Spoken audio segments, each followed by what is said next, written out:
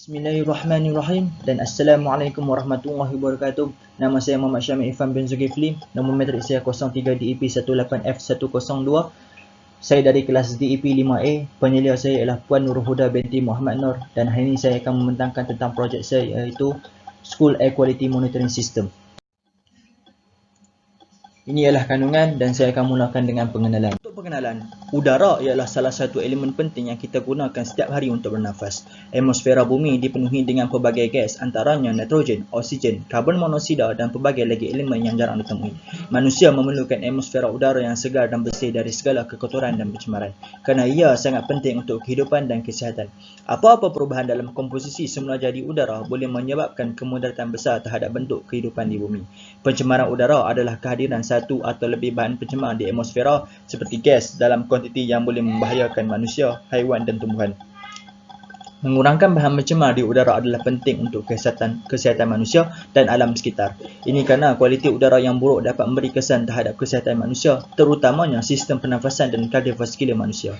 Ini juga boleh merosakkan tumbuh-tumbuhan dan bangunan dan asap atau jerebu boleh mengurangkan penglihatan manusia.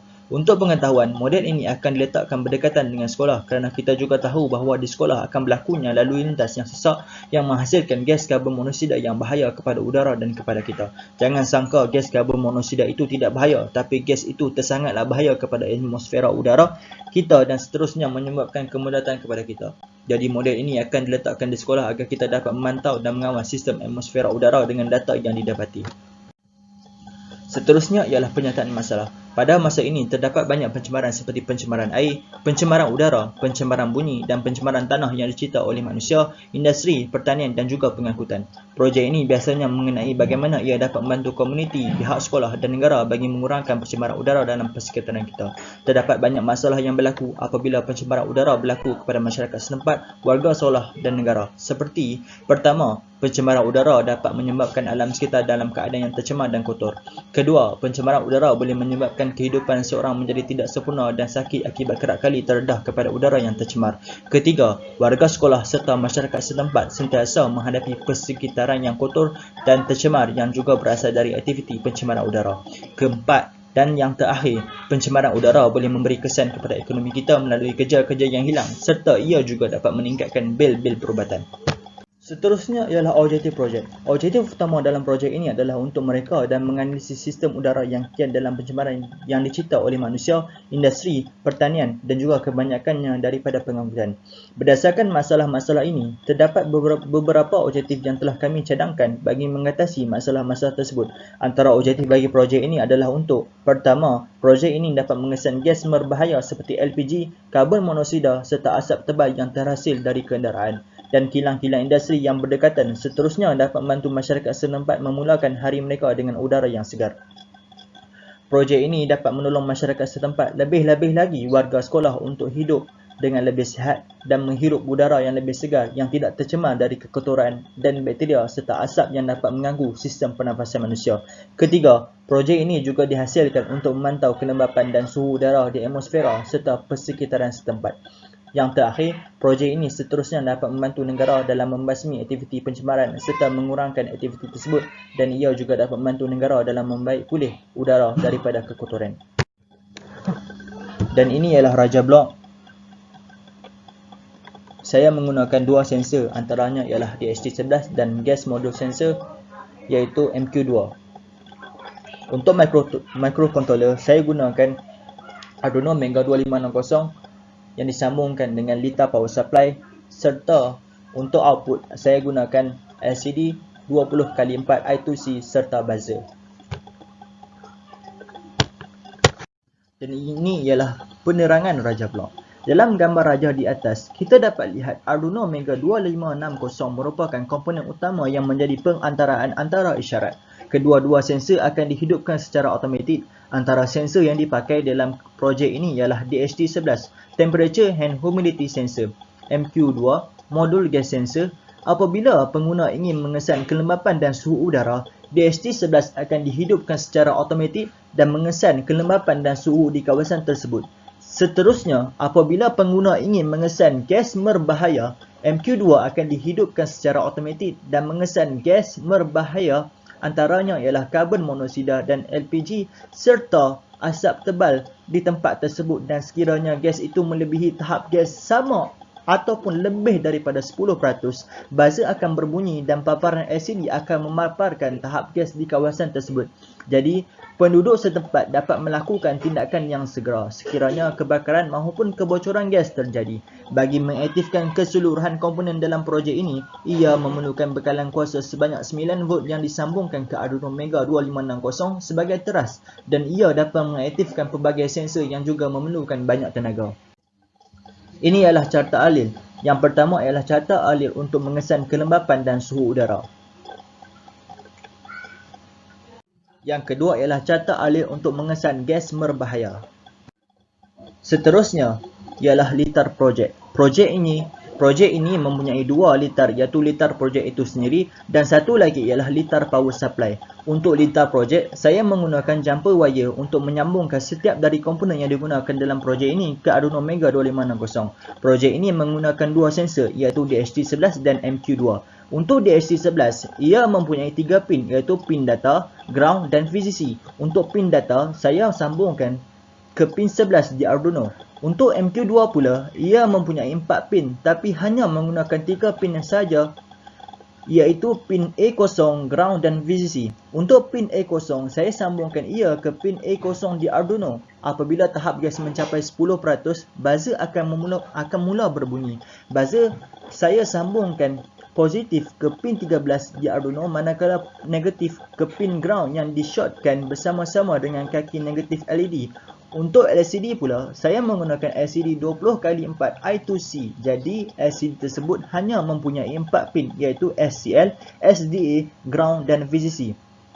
Untuk pin SCL dan SDA akan disambungkan di pin SCL dan SDA yang ada di Arduino. Seterusnya, untuk litar power supply, saya akan mengaktifkan dia dengan meletakkan jumper di T-block dan sambungkan jumper wire tersebut di pin V-in dan ground di Arduino Mega 2560, dan seterusnya saya akan menggunakan bateri 9 volt sebagai punca kuasa untuk mengaktifkan model ini. Seterusnya ialah hasil dan perbincangan. Bab ini membincangkan hasil dapatan yang didapati semasa melakukan proses programming serta proses dalam mengaktifkan Arduino Mega yang dipakai untuk melihat keberkesanan sensor dan LCD yang digunakan. Dalam bab ini juga saya meletakkan sudut pandangan model dari atas kanan dan kiri. Saya juga menunjukkan jadual keberhasilan mengikut masa yang ditetapkan bagi setiap satu sensor. Ini adalah programming project School Air Quality Monitoring System. Saya menggunakan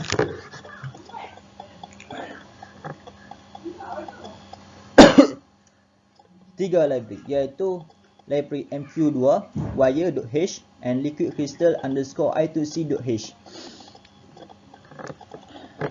Di sini saya letakkan INT gate 11, iaitu di kaki saya letakkan pin data ke pin 11 di Arduino Mega.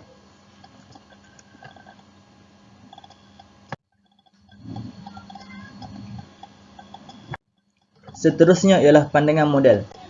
Ini adalah gambar pandangan atas model, gambar pandangan kanan model dan gambar pandangan kiri model. Seterusnya ialah jadual keberhasilan projek. Yang pertama ialah jadual 1.10.1, kelembapan dan suhu udara mengikut masa yang diberikan. Jadual di atas menerangkan bagaimana DHT11 sebagai salah satu sensor dalam projek ini berfungsi berdasarkan masa yang diberikan. DHT11 berfungsi untuk mengesan kelembapan serta suhu udara. Kelembapan dan suhu udara yang dapat dikesan akan dipaparkan ke LCD yang disambungkan ke microcontroller Arduino Mega 2560 yang digunakan. Jadual 1.10.2, tahap gas yang dicapai mengikut masa yang diberikan. Tahap gas, CO sama ataupun lebih daripada 10, LPG sama ataupun lebih daripada 10, smoke sama ataupun lebih daripada 10. Jadual 1.10.2 di atas menerangkan bagaimana pula MQ2 berfungsi untuk mengesan gas-gas yang tersebar di permukaan udara akibat asap dari kenderaan dan asap dari kilang-kilang industri, lebih-lebih lagi gas karbon monoksida dan LPG. Keputusan daripada apa yang dikesan oleh MQ2 juga akan dipaparkan ke LCD dan ia juga akan mengeluarkan bunyi buzzer apabila tahap gas peratus mencapai ataupun lebih daripada 10%. Bunyi buzzer itu dapat memberi alert agar masyarakat setempat dapat melakukan tindakan dengan segera. Ini adalah milestone untuk projek 1. dan ini ialah milestone untuk projek 2. Seterusnya, yang terakhir ialah cadangan dan kesimpulan. Untuk cadangan, berdasarkan pemerhatian, projek ini juga boleh ditambahkan dengan Sharp Optical Dust Sensor untuk mengesan indeks jerebu di permukaan atmosfera udara. Dengan adanya sensor ini, Air Quality Monitoring System akan menjadi lebih sempurna kerana ia dapat mengesan setiap satu perkara yang berkait rapat dengan udara, sama ada ingin mengesan suhu udara, kelembapan udara, gas berbahaya ataupun indeks jerebu. Ia hanya boleh didapati di dalam satu struktur model. Untuk kesimpulan, hakikatnya dengan adanya School Air Quality Monitoring System ini, saya harap ia dapat membantu mengurangkan perebakan gas yang berbahaya yang datang dari kenderaan, kilang industri serta pembakaran secara terbuka. Sistem ini bukan hanya dapat diletakkan di sekolah, tapi ia dapat diletakkan di mana-mana yang dianggap mempunyai udara yang kurang sihat serta berbahaya. Walaupun hanya menambah buzzer untuk memberi alert, tapi fungsi buzzer ini sangat penting sekiranya terdapat gas yang berbahaya di kawasan tersebut, dan seterusnya dapat membuatkan penduduk yang berada di situ melakukan tindakan yang segera. Itu saja untuk slide untuk pembentangan saya untuk projek saya, dan seterusnya kita akan tengok video projek demo dan instruction manual. Let's go. Thank you. Assalamualaikum warahmatullahi wabarakatuh. Nama saya Muhammad Syamil Irfan bin Zulkifli. Nombor matrik saya 03DEP18F18012. Saya daripada kelas DEP 5A. Dan hari ini saya akan membentangkan tentang projek saya, iaitu School Air Quality Monitoring System.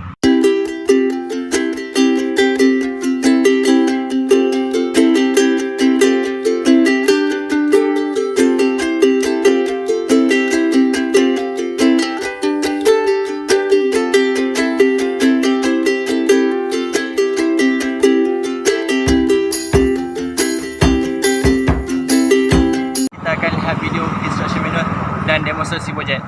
Jom, let's go. Kita akan teruskan dengan manual, instruction manual. So, di sini kita ada DHT11, di sini kita ada MQ2, di sini kita ada LCD, di sini kita ada buzzer. So, untuk mengaktifkan MQ2, DHT11, LCD dan buzzer ini, kita akan sambungkan power supply, letak wire power supply ini, kabel power supply ini ke Arduino. So jadi modul sensor akan menyala dan LCD pun akan menyala, buzzer pun akan berbunyi, dan di sini kita dapat lihat temperature dan humidity bagi iaitu DHT11 sensor sudah mula bergerak, sudah mula ada nilai. Tapi untuk MQ2 punya modul sensor masih kosong, LPG kosong, carbon monoxide kosong dan smoke kosong. Dan lighter. So kita buat api.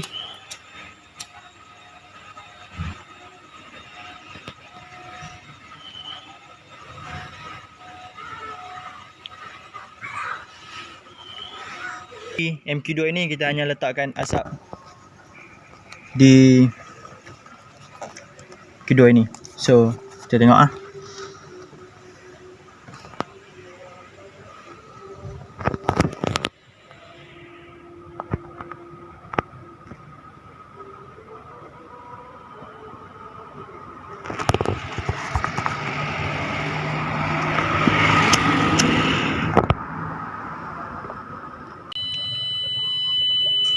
So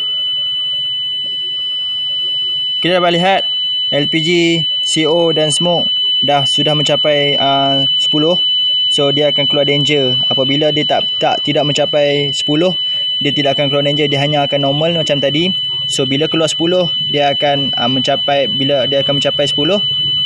dia akan berbunyi buzzer dan akan keluar danger di paparan LCD. So kita boleh katakan MQ2 ini berfungsi dengan baik di projek kita.